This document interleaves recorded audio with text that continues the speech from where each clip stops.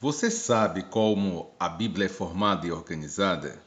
Então conheça agora a formação correta da Bíblia e tenha uma melhor compreensão do texto que você leu.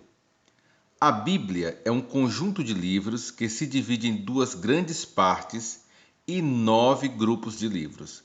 Ela foi escrita em duas línguas diferentes e um dialeto. O Velho Testamento tem a sua grande maioria escrito em hebraico, mas tem alguns textos ou livros escritos em aramaico. O Novo Testamento foi escrito todo em grego, apesar da língua oficial dos judeus na época ser o aramaico. Já a Bíblia, como conhecemos, é formada por um total de 66 livros, sendo 39 livros do Antigo Testamento e 27 do Novo Testamento. Existem também outros 7 livros que são conhecidos como apócrifos, que não estão inseridos na Bíblia dos evangélicos, mas estão na Bíblia dos católicos. Mas como é organizado o Velho Testamento?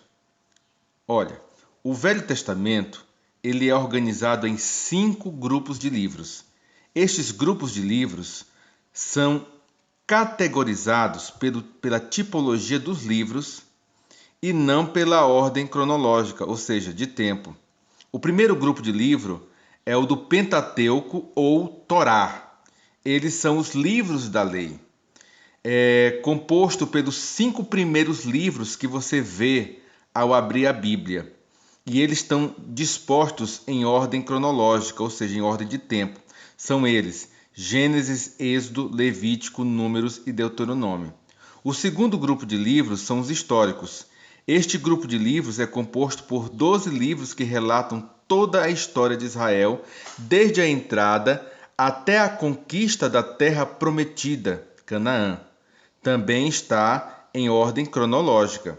São eles: Josué, Juízes, Rute, 1º e 2º Samuel, 1º e 2º Reis, 1º e 2º Crônicas, Esdras, Neemias.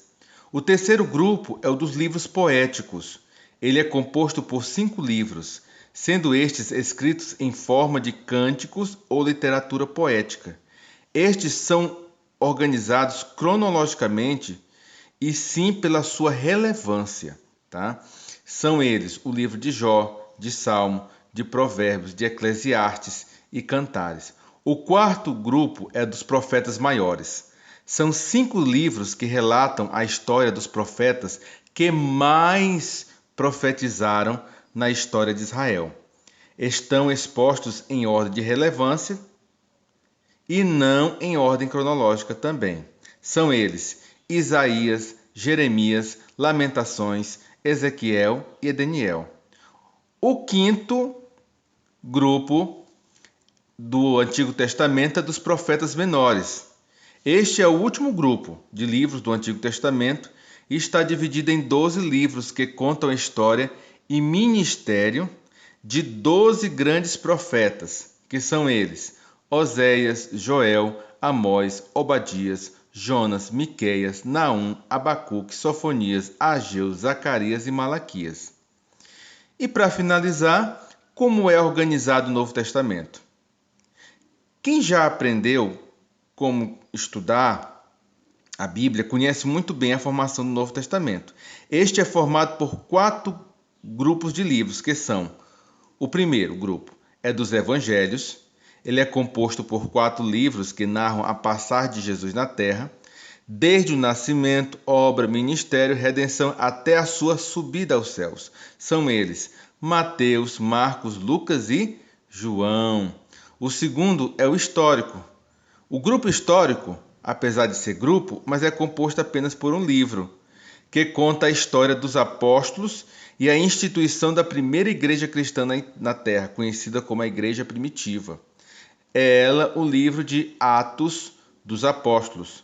A terceira é as epístolas, que alguns chamam de cartas, que são as cartas escritas pelos apóstolos e direcionadas às igrejas de várias cidades, de nações, continentes da terra. São um total de 21 cartas, sendo 13 escritas pelo apóstolo Paulo e 8 escritas por autores diversos. Estes livros estão organizados em ordem cronológica, sendo que as primeiras são as 13 do apóstolo Paulo. Quais são as do apóstolo Paulo? Romanos, 1 e 2 Coríntios, Gálatas, Efésios, Filipenses, Colossenses, 1 e 2 Tessalonicenses, 1 e 2 Timóteo, Tito, Filemão. E depois, na sequência, vem as outras 8 que são de autores diversos, que são Hebreus, Tiago, 1 e 2 Pedro, 1 e 2 e 3 João, Judas, e por fim, o do grupo é Revelações ou Apocalipse. Esse também é um grupo composto por apenas um livro, que traz toda a revelação dos últimos acontecimentos da igreja aqui na Terra. É ele, o Apocalipse.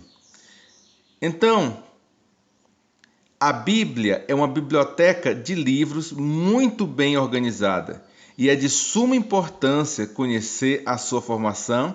Para quê? Para ter uma melhor compreensão das revelações de Deus. Amém?